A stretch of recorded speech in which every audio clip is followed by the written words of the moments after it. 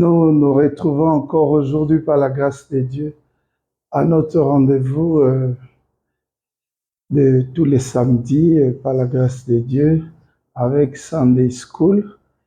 Je vous salue tous et je vous invite toujours à avoir votre calepin à côté, un stylo pour noter, prendre ceci parce que c'est très important. Aujourd'hui, nous allons, vous voyez, comme nous sommes en train d'aller doucement, doucement, nous ne faisons pas la course avec une tierce personne ou quoi que ce soit. Notre but, c'est de faire comprendre. Voilà. Donc, nous sommes toujours dans notre thème, notre sujet, les trois dispensations. Je crois que la dernière fois, par la grâce de Dieu, vous avez été tous bénis de la part de l'Éternel. Alors aujourd'hui encore, Dieu nous fait grâce d'être ici pour apporter le même évangile. Entre-temps, nous allons d'abord lire, toujours dans Genèse 15, si nous pouvons prendre les Bibles. Si je peux faire rire les anglophones, je dirais, if you can take your Bibles and open in the book of Genesis 15, verse 7. We can start from verse 7 to verse 16. Dans les jours à venir, peut-être par la grâce de Dieu, je pourrais aussi introduire quelques mots pour l'anglais, pour les anglophones. Vous êtes tellement nombreux à réclamer que l'émission vous intéresse, mais que vous n'écoutez pas le français. Ça me fait aujourd'hui plus de 10 ans que je suis rentré des États-Unis, alors mon anglais est encore, a perdu un peu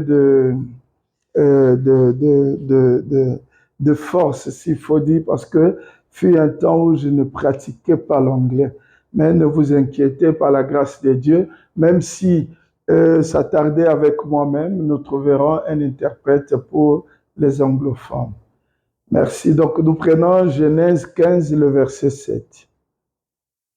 L'Éternel lui dit encore, « Je suis l'Éternel qui t'a fait sortir d'Ur en Chaldée, pour te donner en possession ce pays. » Abraham répondit, « Seigneur éternel, à quoi connaîtrais-je que je le posséderai? Dieu promet à Abraham un pays et Abraham veut s'assurer, il veut se rassurer pour que Dieu prouve comment est-ce qu'il le fera. Et il a demandé à Dieu, alors à quoi connaîtrais-je que je le posséderai? Au verset 9, il dit, et l'Éternel lui dit, prends une génisse de 3 ans, une chèvre de 3 ans, un bélier de 3 ans, une tourterelle et une jeune colombe. Remarquez que lorsque Dieu commence ici à traiter son alliance avec Abraham, il lui demande de prendre 3 animaux. Une génisse de 3 ans, on met la virgule, une chèvre de 3 ans, on met la virgule, un bélier de 3 ans, on met la virgule, mais lorsqu'on arrive aux oiseaux, on dit une tourterelle et une jeune colombe. Et là, c'est une conjonction de coordination. Donc, la tourterelle et la jeune colombe ne seront jamais séparées ou dissociées. Et il dit au verset 10, Abraham prit tous ces animaux, les coupa par le milieu, ça veut dire en deux, et mit chaque morceau l'un vis-à-vis de l'autre. Mais il ne partagea point les oiseaux. Les oiseaux de proie s'abattirent sur les cadavres et Abraham les chassa. Au coucher du soleil, un profond sommeil tomba sur Abraham.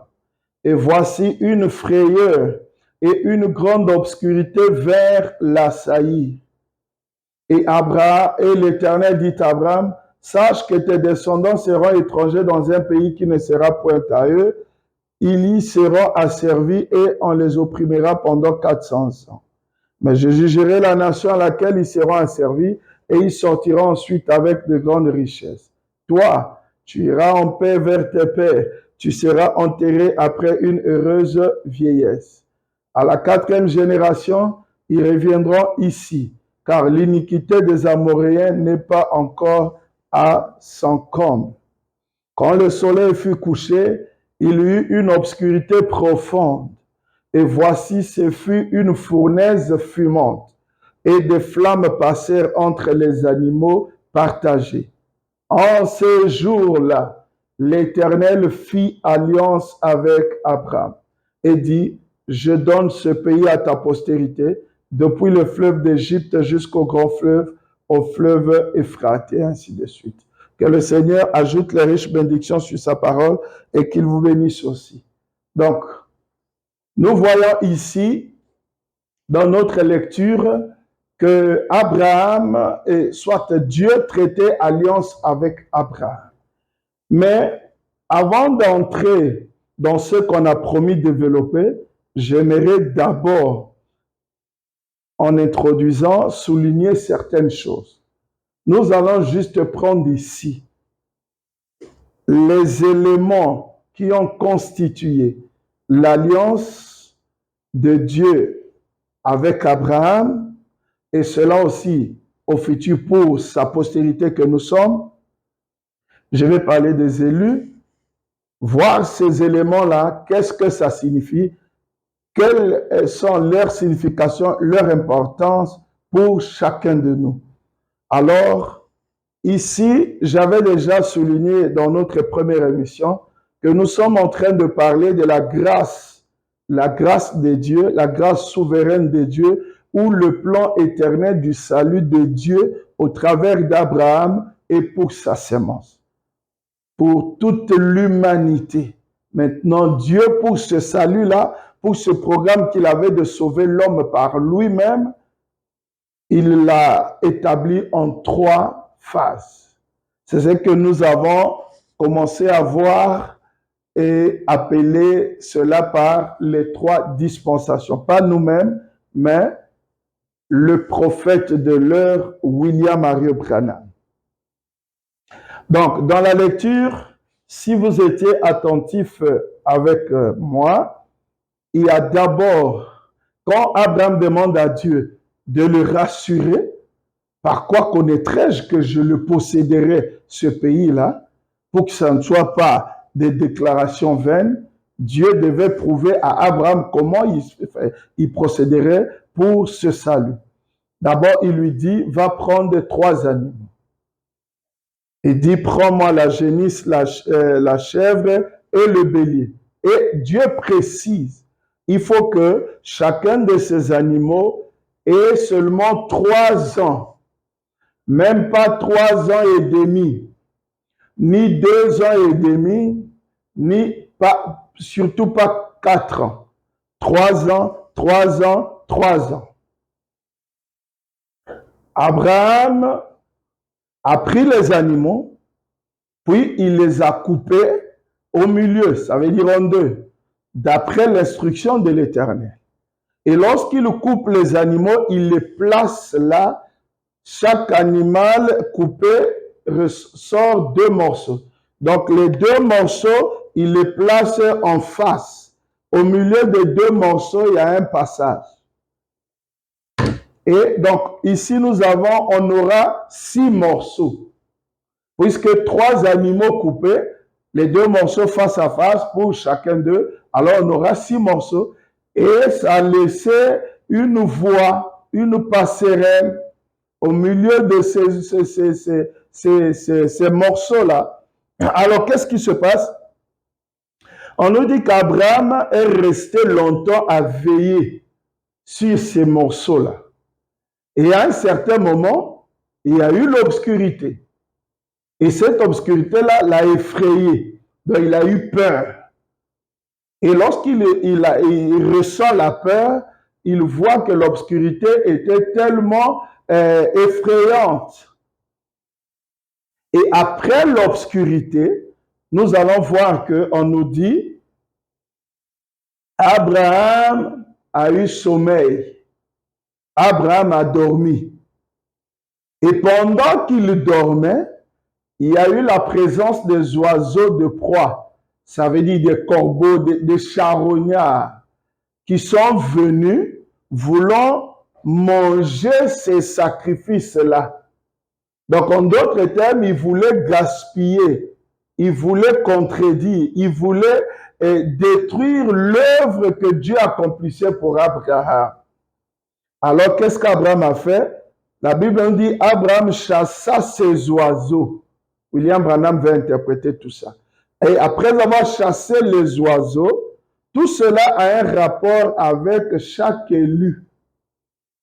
Lorsqu'Abraham chasse les oiseaux de proie, loin du sacrifice, la lumière, on remarque qu'une lumière blanche traverse les 6 morceaux. Ça veut dire les 3 animaux dont les morceaux sont face à face. Ça ne passe pas par-dessus, mais au milieu, là où c'est coupé. La lumière blanche traverse plusieurs fois. William Branham, moi ici, je prends déjà ce que William Branham a dit. La lumière blanche traverse plusieurs fois ces morceaux.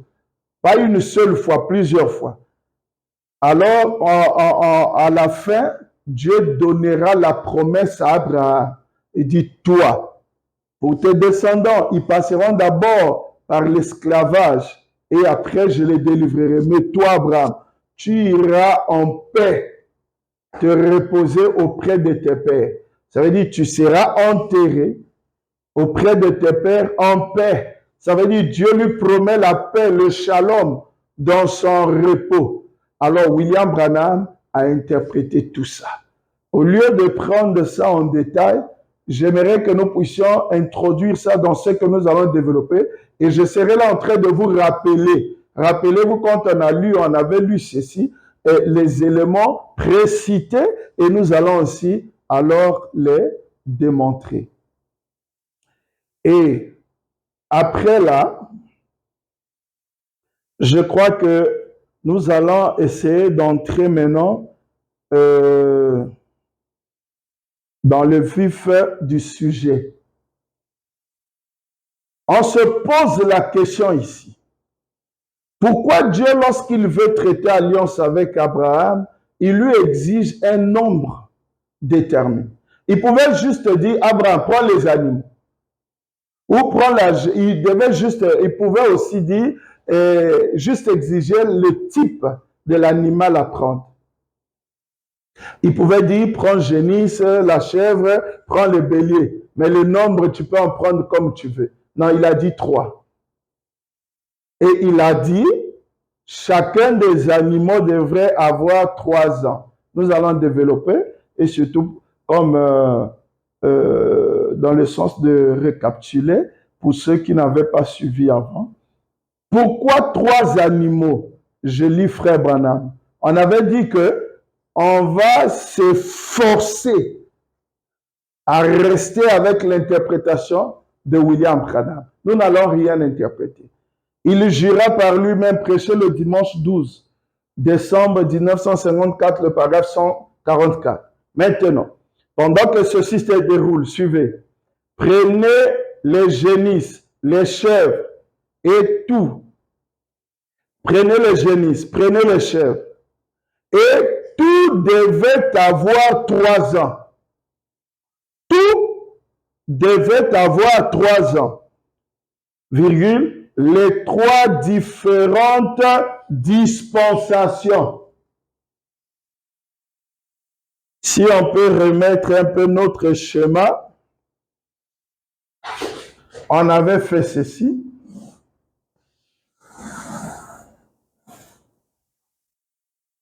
La première dispensation,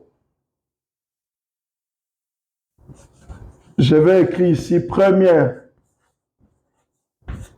dispensation et on va prendre ici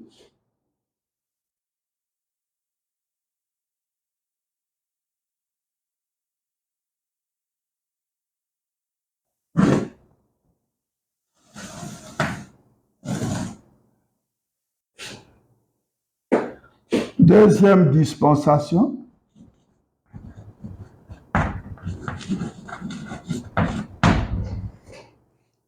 Et on prend ici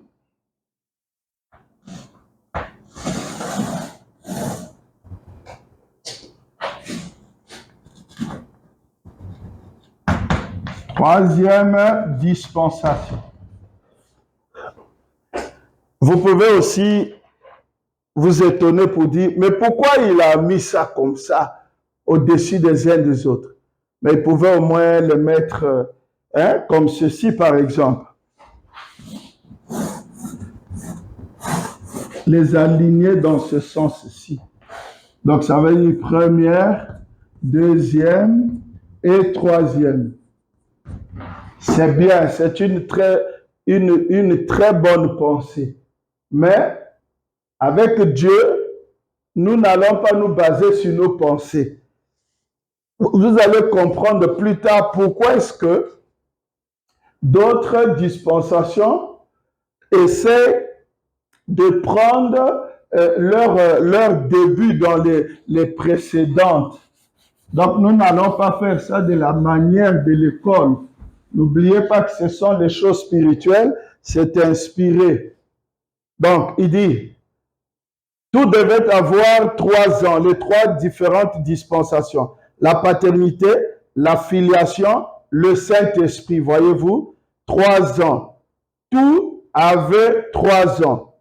Cela signifiait le Père, le Fils, le Saint-Esprit. Le même Dieu qui était dans cette dispensation-là est dans cette dispensation-ci, dans cette dispensation-là, et il sera le même, un seul Dieu, 3 dispensations, non pas 3 dieux, 3 dispensations du même Dieu. Amen. Nous voyons ici que les animaux, ça veut dire les 3 animaux égale 3 dispensations.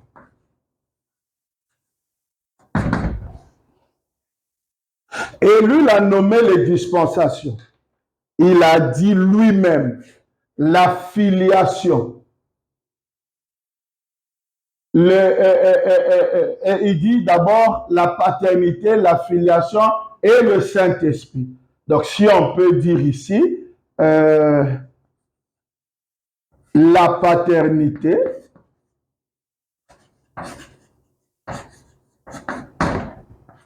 il a encore dit Père. Ici, il dit la filiation. Il dit le Fils. Là, il dit le Saint-Esprit.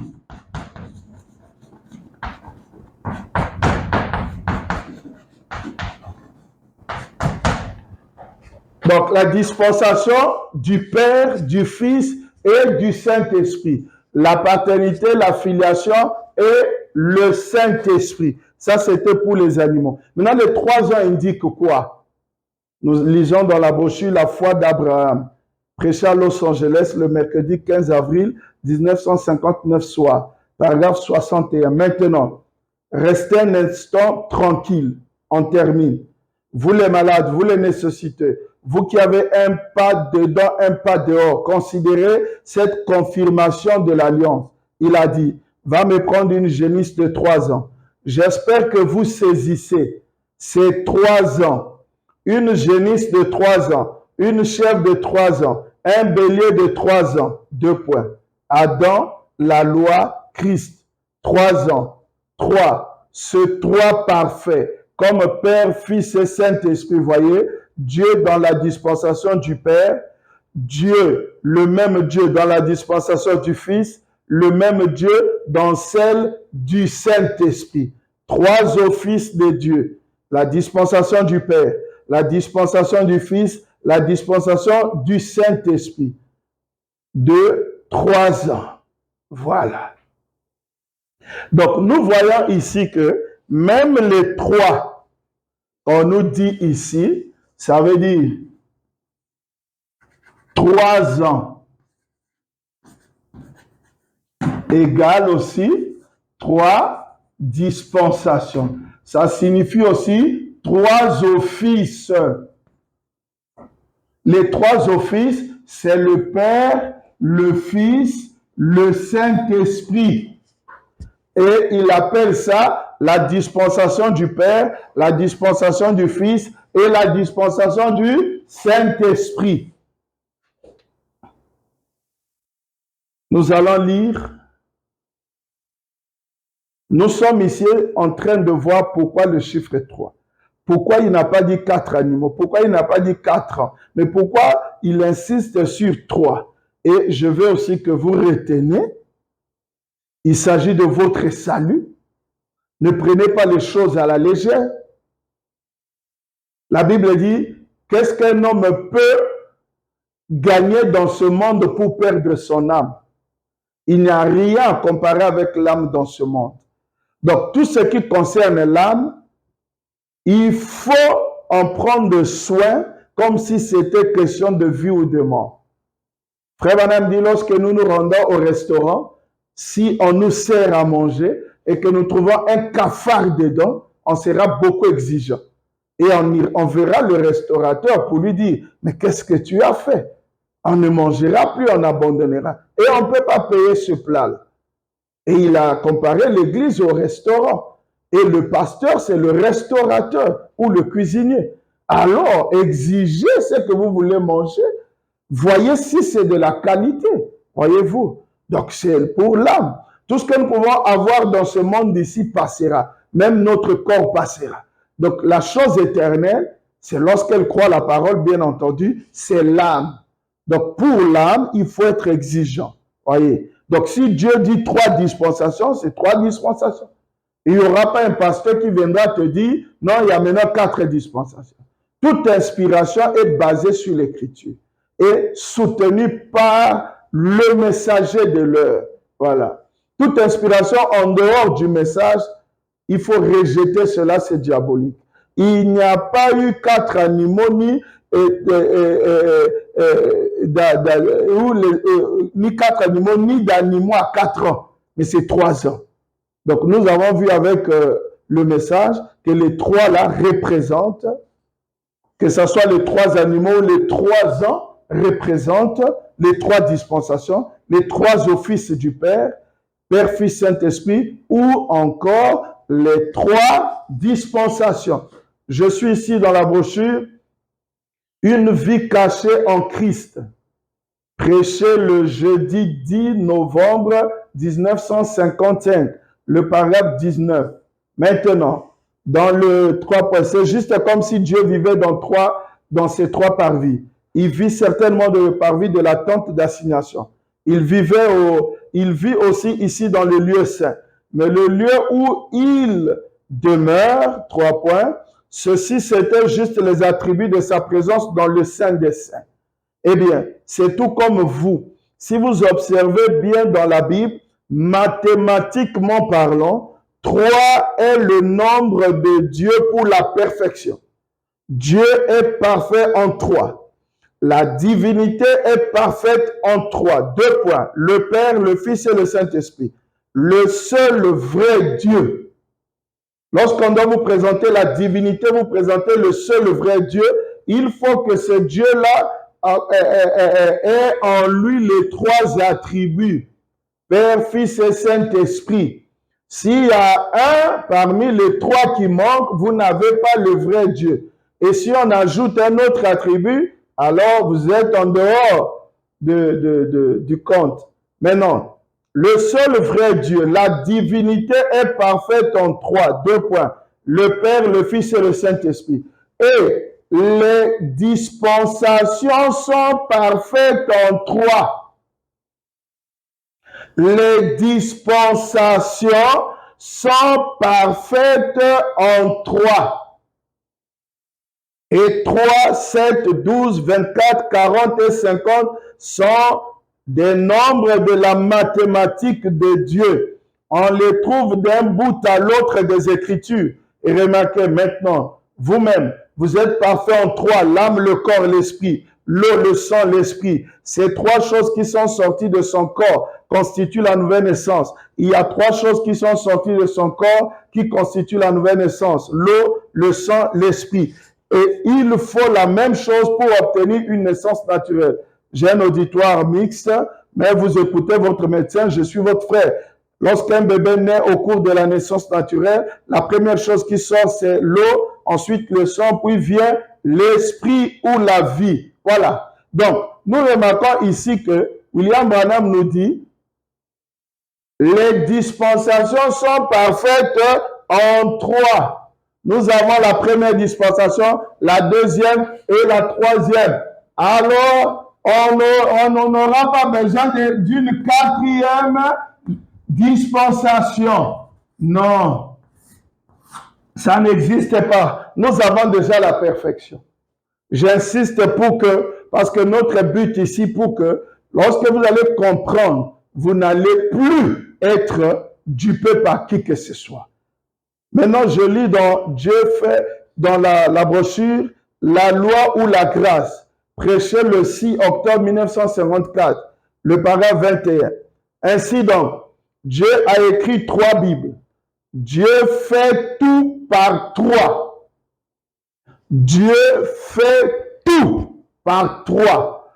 Tout ce que Dieu fait en rapport avec sa personnalité ou ce qu'il veut faire pour son Église, pour le salut, il le fait en 3.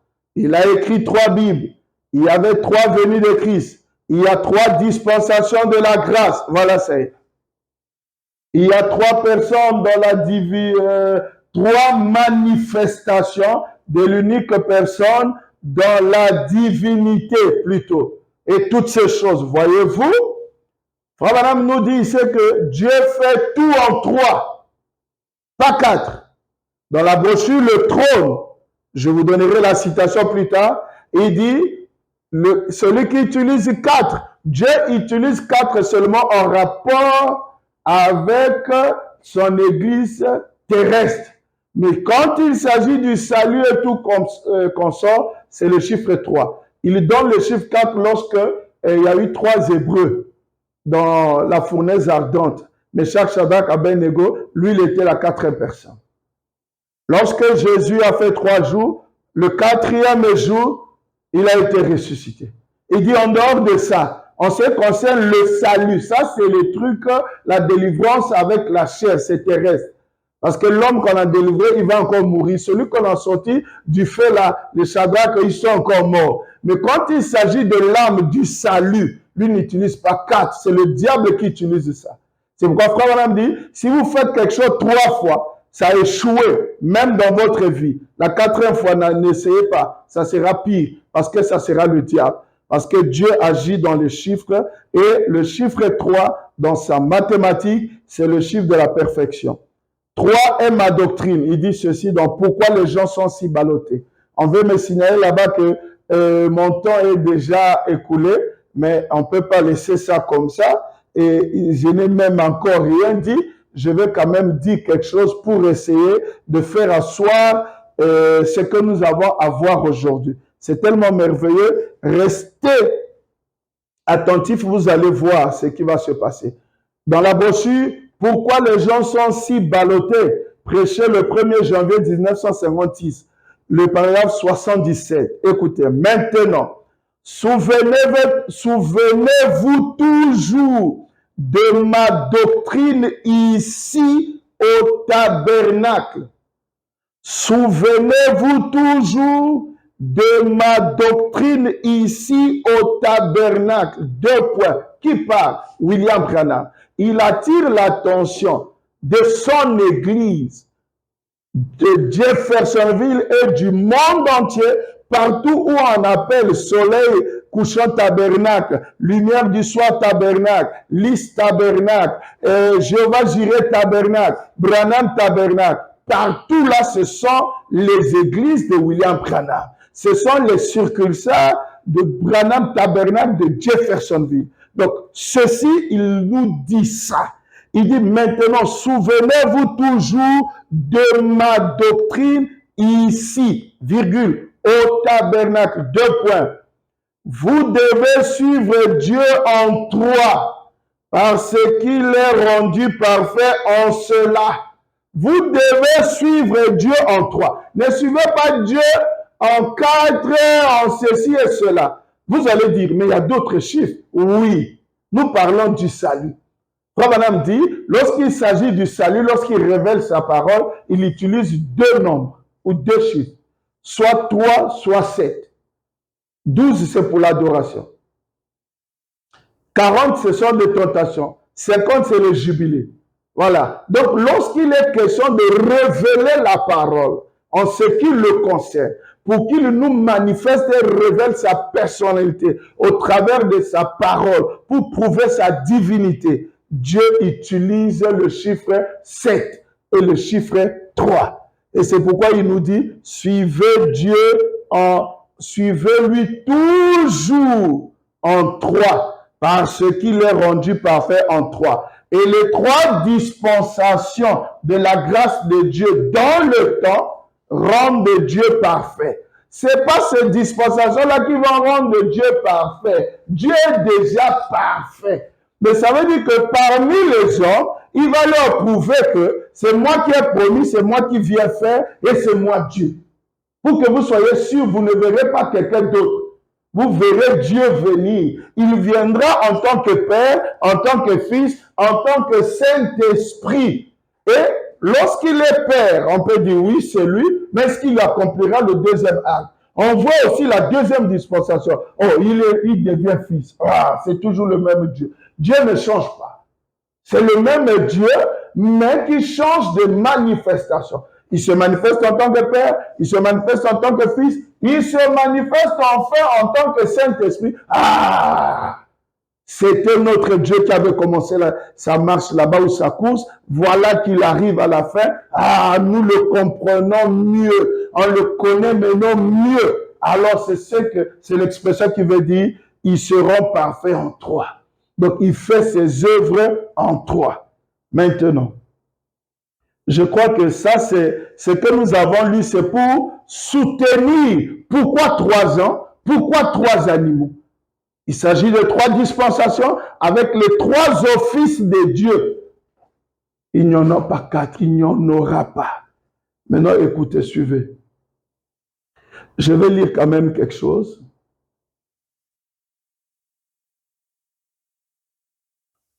Nous allons prendre ici pour démontrer que signifie, parce que lui, il a coupé les animaux. Couper les animaux, là, veut dire quoi?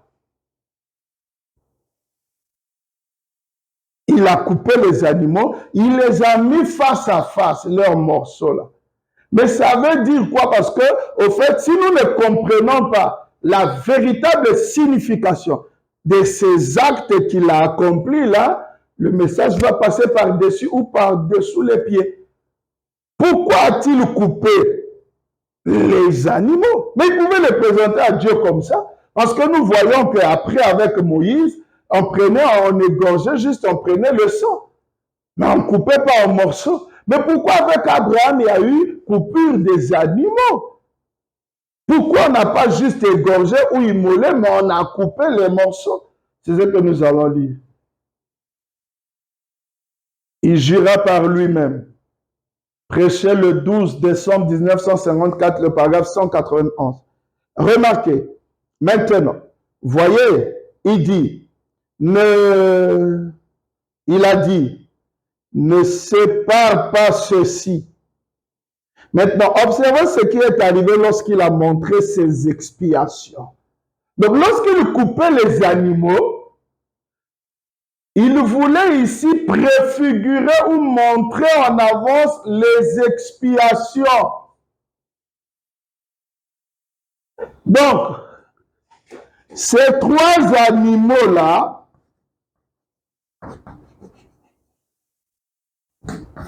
ces 3 animaux coupés, ici représentaient les expiations.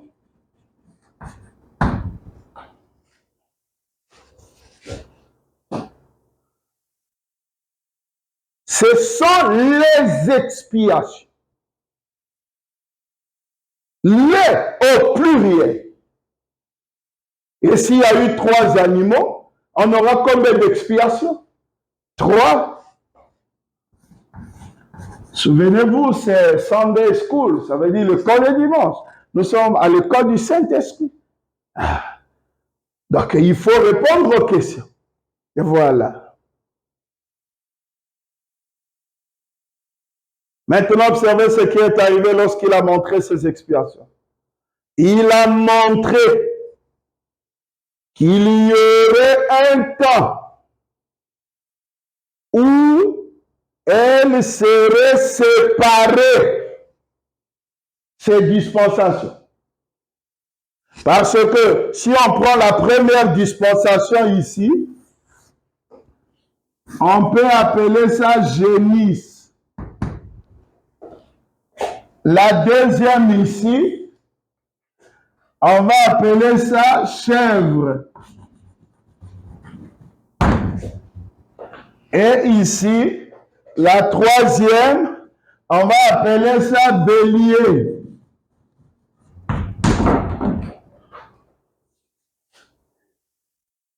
Il avait divisé l'animal, la génisse. Il a divisé la chèvre. Il a aussi divisé ou séparé le bélier. Il dit, Abraham montrait par là que ces expiations ou ces dispensations seraient séparées.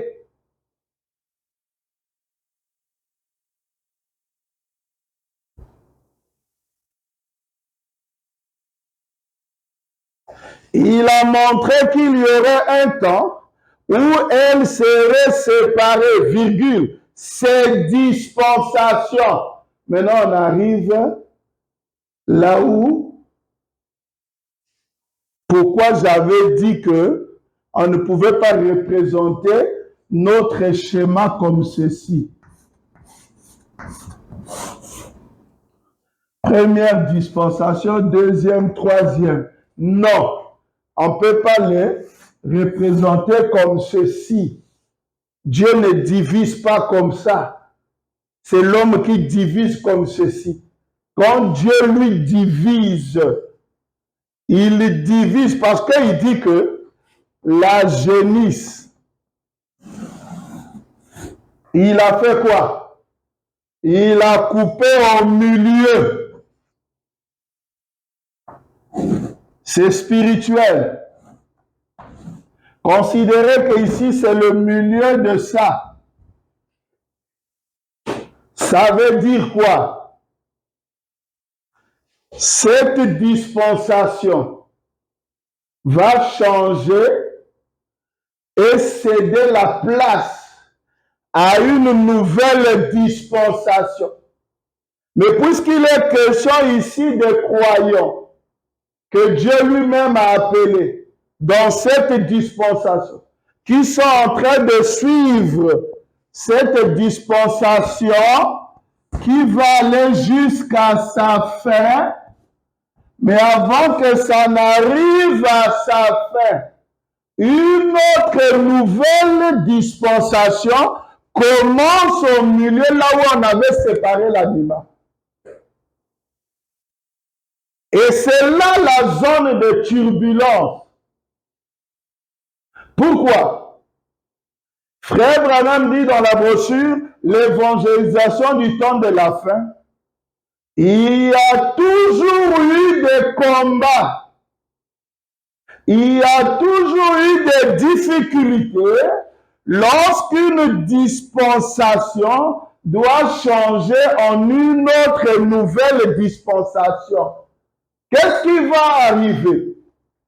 Puisque quand la deuxième dispensation va commencer ici, le leader ou le prophète de la deuxième dispensation va naître déjà ici.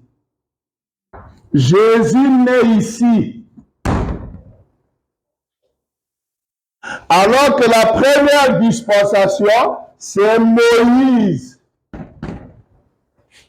C'est pourquoi vous allez remarquer, quand Jésus arrive, les gens n'ont pas eu la facilité de le recevoir. Quand il se présente, ceux qui sont en train de suivre la première dispensation, pensant qu'ils vont arriver jusqu'à sa fin, à la manière des humains, Dieu commence la nouvelle à l'intérieur de la précédente. Les vrais élus de la première dispensation étaient vigilants, comme Pierre, André et les autres qui ont écouté le message de Jean-Baptiste et ont suivi Jésus-Christ. Jésus commençait à leur dire, vous continuez à scripter les Écritures ici, en suivant la dispensation jusqu'à la fin, alors vous ne voulez pas venir à moi. Et il disait, nous avons Moïse. Jésus leur dit, Moïse avait déjà annoncé ma venue avant qu'il ne quitte. Parce que le leader ou le prophète de la dispensation précédente ne finit pas sa dispensation. Il quitte avant. Ça veut dire que c'est une dispensation en deux morceaux. Arrivant au milieu, il a déjà attiré l'attention des élus et leur a montré les signes précurseurs, comment recevoir celui qui viendra après. Lui, il peut s'en aller.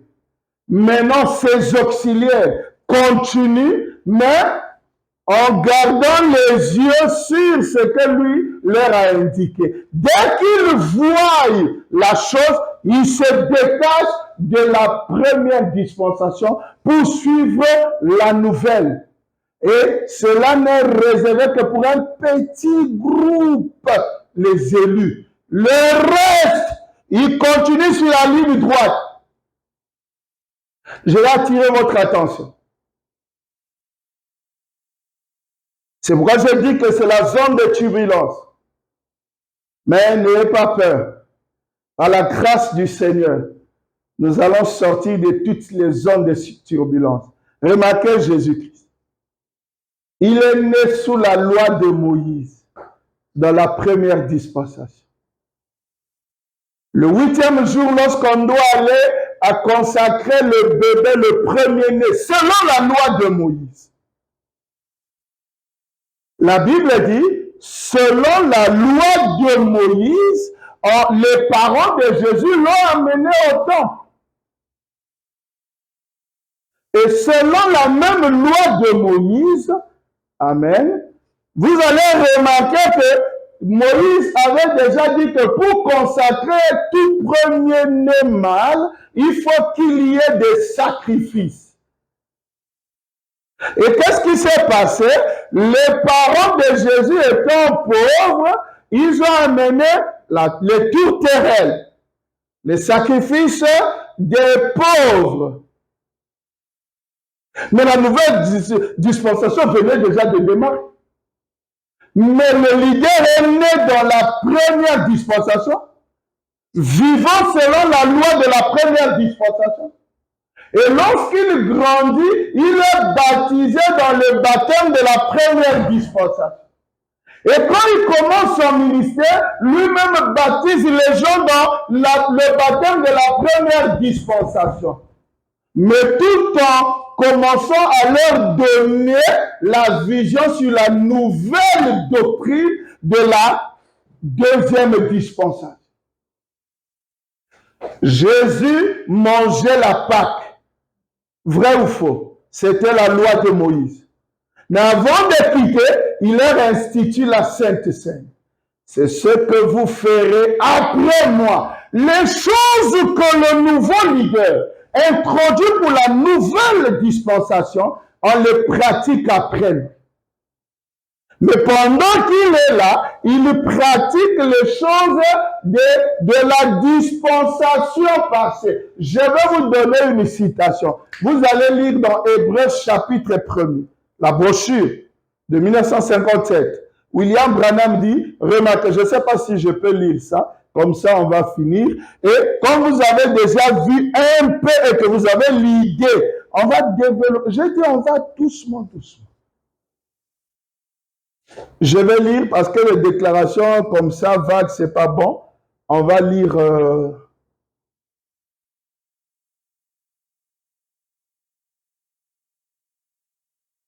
Je vais prendre la brochure.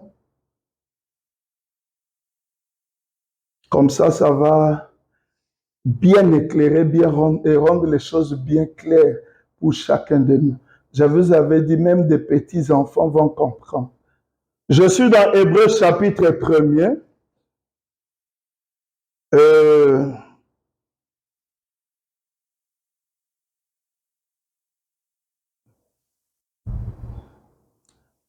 Hébreux chapitre 1, prêché le 21 août 1957, le paragraphe 55. Écoutez, la prêtrise d'Aaron a cessé quand Jésus est mort. Prêtrise, c'est le sacerdoce. Parce que dans une autre version, interprétation de la brochure, ou si vous voyez en anglais, on dit « Le sacerdoce d'Aaron a pris fin à la croix ». Remarquez, Jésus naît ici. Vous êtes avec moi? Jésus meurt ici. Ça, c'est la croix de Jésus. Le sacerdoce d'Aaron, dans la loi de Moïse, continue après la naissance de Jésus. Jésus baptise, Jésus prêche, le sacerdoce d'Aaron continue. William Branham dit, ça prend fin à la croix. C'est quand Jésus meurt que la dispensation de Moïse prend fin. Mais si nous remarquons, nous repartons dans Hébreu, dans la Bible, bien sûr. Hébreu chapitre 7. On nous parle, vous prenez Hébreu chapitre 7, Hébreu chapitre 8, Hébreu chapitre 5, 6, non, 7, oui. Il dit, on nous parle, je vais lire ça dans la Bible. Comme ça sera clair. Très clair encore.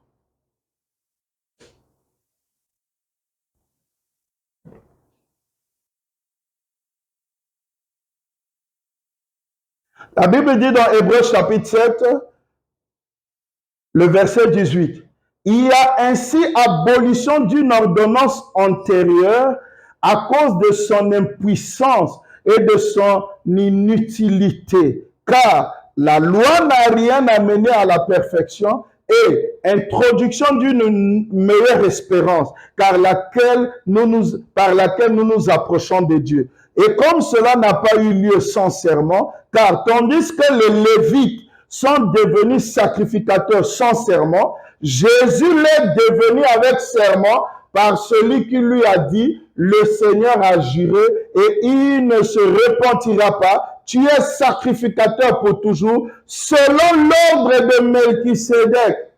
Jésus est par cela même le garant d'une alliance plus excellente.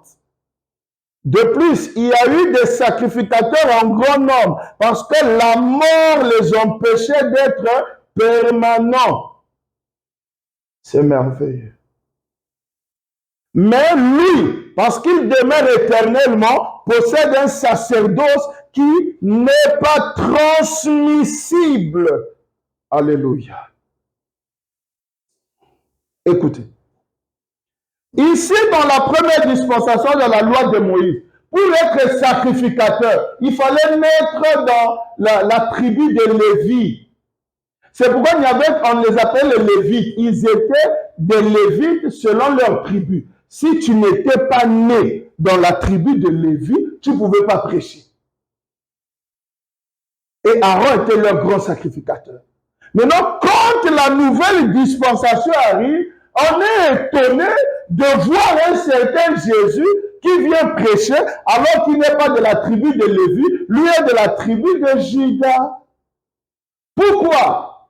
Il y a eu abolition de certaines lois et introduction d'une meilleure parce que la loi de Moïse n'a pas atteint son but, n'a pas amené le croyant à la perfection.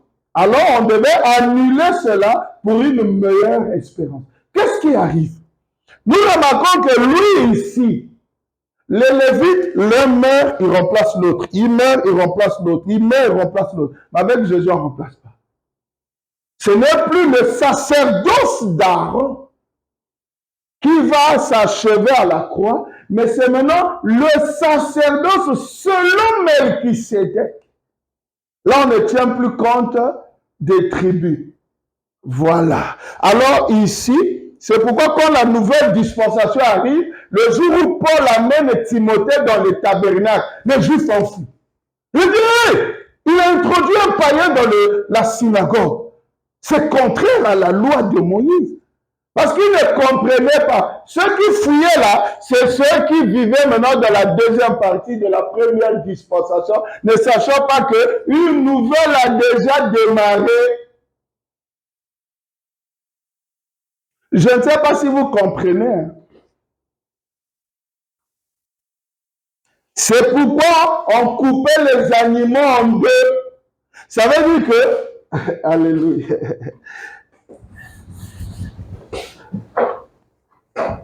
Ça, c'est la chair.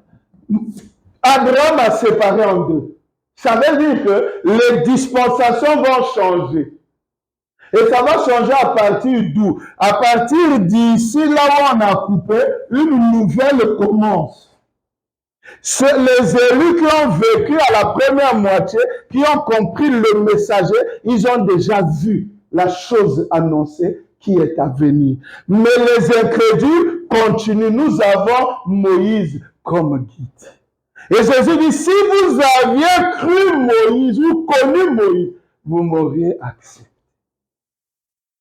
C'est pourquoi William Branham dit, il y a toujours un combat à cause de ça.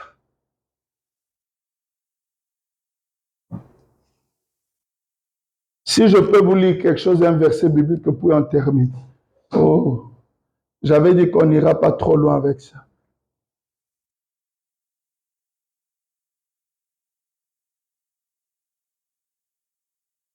Acte 15. Acte 15 depuis le premier verset. Quelques hommes venus de la Judée enseignaient les frères en disant, si vous n'êtes circoncis selon le rite de Moïse, vous ne pouvez être sauvés. Mais pourtant Jésus est déjà mort, les Paul prêchent déjà. Mais il y a des gens qui sont restés attachés à la première dispensation. Et c'est fait comme ça sciemment. Ceux qui ne voient pas, qui sont aveuglés, qui n'ont pas compris le messager prophète, qu'est-ce qu'il leur a indiqué? Ils vont continuer avec cette dénomination. Paul et Barnabas eurent avec eux un débat et une discussion. Et les frères décidèrent que Paul et Barnabas et quelques-uns de leurs monteraient à Jérusalem vers les apôtres et les anciens pour traiter cette question. Après avoir été accompagnés par l'Église, ils poursuivirent leur route à travers la Phénicie et la Samarie, racontant la conversion des païens, et ils causèrent une grande joie à tous les frères. Arrivés à Jérusalem, ils furent reçus par l'Église, les apôtres et les anciens, et ils racontèrent tout ce que Dieu avait fait avec eux. Alors quelques-uns du parti des pharisiens qui avaient cru se levèrent. Ils avaient déjà cru, ils étaient avec les apôtres. Ils se levèrent. Il y a des frères comme ça un peu en retard, non éclairés, et ils mélangent toujours les dispensations. Se levèrent en disant qu'il fallait circoncire les païens et exiger l'observation de la loi de Moïse. Ils sont déjà dans le message de l'heure, dans la deuxième dispensation. Ils disent, oui, nous croyons, le message est clair. Hein, c'est clair. Mais seulement, les païens là qui viennent de croire, que Paul a dit là, il faut les circoncis. C'est là la loi de Moïse. Ils avaient des brochures. Maintenant, il dit, selon la loi de Moïse, les apôtres et les anciens se réunissent pour examiner cette affaire. Une grande discussion s'étant engagée, Pierre se leva et leur dit, hommes frères, vous savez que dès longtemps Dieu a fait un choix parmi vous, afin que par ma bouche les païens entendissent la parole de l'évangile et qu'ils crussent. Donc il parle ici lorsqu'il avait prêché chez Corneille et tous les autres. Et Dieu, qui connaît les cœurs, leur a rendu témoignage en leur donnant le Saint-Esprit comme à nous. Il n'a fait aucune différence entre nous et eux, ayant purifié leur cœur par la foi. Maintenant donc, pourquoi tentez-vous Dieu en mettant sur le cou des disciples un joug que ni nos pères, ni nous n'avons pu porter? Mais c'est par la grâce du Seigneur Jésus que nous croyons être sauvés de la même manière que eux. Toute l'assemblée garda le silence. Et là, on écouta Barnabas et Paul qui racontèrent tous les miracles et les prodiges que Dieu avait faits par eux au milieu des païens. Lorsqu'ils eurent cessé de parler, Jacques prit la parole et dit, « Hommes frères, écoutez-moi. Simon a raconté comment Dieu a d'abord jeté les regards sur les nations pour choisir du milieu d'elles un peuple qui porta son nom. Et avec cela s'accordent les paroles des prophètes, selon qu'il est écrit. Après cela, je reviendrai et je relèverai de sa chute la tombe de David. J'en réparerai les ruines et je la redresserai, afin que le reste des hommes cherchent le Seigneur, ainsi que toutes les nations sur lesquelles mon nom est invoqué, dit le Seigneur, qui fait ces choses et à qui elles sont connues de toute éternité. C'est pourquoi je suis d'avis qu'on ne crée pas de difficultés à ceux des païens qui se convertissent à Dieu. Hein? Il y avait certains frères là qui ont dit, même s'il a cru le message, même s'il a cru le message de la nouvelle dispensation, mais il doit se circoncire. On leur faisait comprendre qu'il y a eu abolition de certaines choses liées à la chair, parce que le ministère de Moïse, Paul l'avait déjà déclaré, c'est le ministère de la mort, parce que ça traitait de la chair. Oh, Jésus était passé de la chair à l'esprit. Je crois que ça sera à suivre. Que le Seigneur vous bénisse richement. Merci. Que Dieu vous bénisse.